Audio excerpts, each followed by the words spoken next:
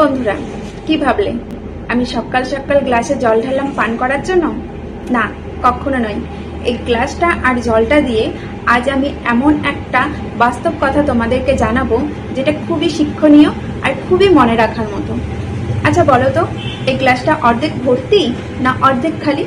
না, এমন বোকার মতো প্রশ্ন আমি করব না, কারণ দুটো উত্তরই সঠিক। যে যার ভাবনা দিয়ে যে উত্তরটাই দেবে না কেন, সেই উত্তরটাই সঠিক।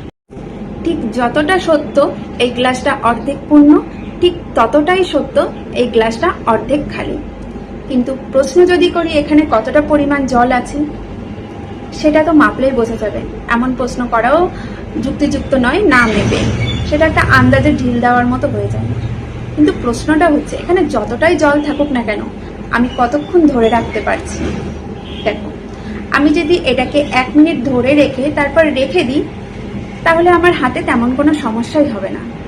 সমস্যা হবে যদি এটাকে আমি কয়েক ঘন্টা আমার হাতে এভাবে রেখে দিই, তাহলে আমার হাতটা অবশ হতে শুরু করবে, অস্বস্তি হতে শুরু করবে এবং ব্যথাও অনুভূত হবে। কিন্তু এটাকে যদি আমি সারা দিন এভাবে রেখে দিই, তাহলে কি হবে? তাহলে এক সময় আমার হাতটা অবশ হয়ে পড়বে, হাতটা ভীষণ ব্যথাগ্রস্ত হয়ে পড়বে, ব্যথায় জর্জরিত হয়ে পড়বে এবং হাতটা অকেজো হয়ে যাবে। আমি হয়তো হাতটাই ছেড়ে দিতে বাধ্য হব। এবার আসি আসল কথায়। এই গ্লাসটাকে যদি আমরা জীবন ধরি, আর জীবন যেহেতু দুঃখময়, জীবনে বেশিরভাগটাই কিন্তু দুঃখ থাকে, সুখ খুব কম থাকে। আর এই জলটাকে যদি আমরা দুঃখ ধরি, হাফটা ধরলাম, কারোর জীবনে দুঃখ বেশি, কারোর জীবনে দুঃখ কম। আমি সেই সমস্ত ঝামেলায় না গিয়ে জীবনের দুঃখকে অর্ধেক নিলাম, যাতে সকলেরই বুঝতে সুবিধা হয়।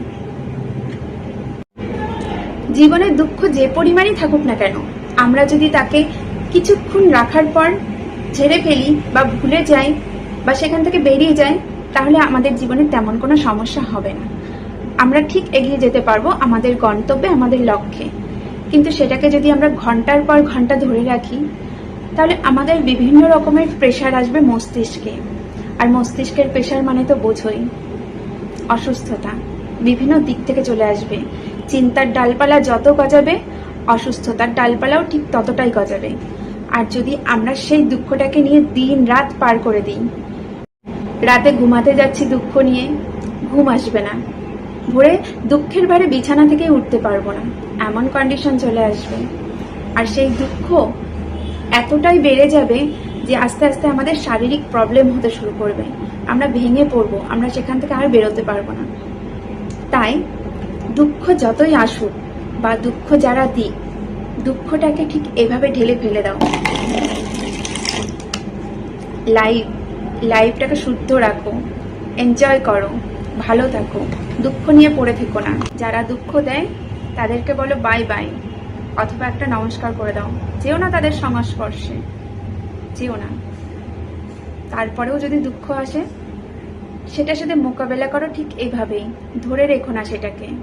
জীবন তো দুঃখময়, দুঃখ তো আসবেই, কিন্তু সেটাকে ধরে রাখলে তো যেটুকু পরিমাণ সুখ আসবে, সেই সুখটাও তুমি উপলব্ধি করতে পারবে না দুঃখের চাপে। সুখ খুব সামান্য, সেটা খুবই ভেবেচিন্তে আসে, খুবই স্বল্প সময়ের জন্য আসে। সেটাকে নষ্ট হতে দিও না।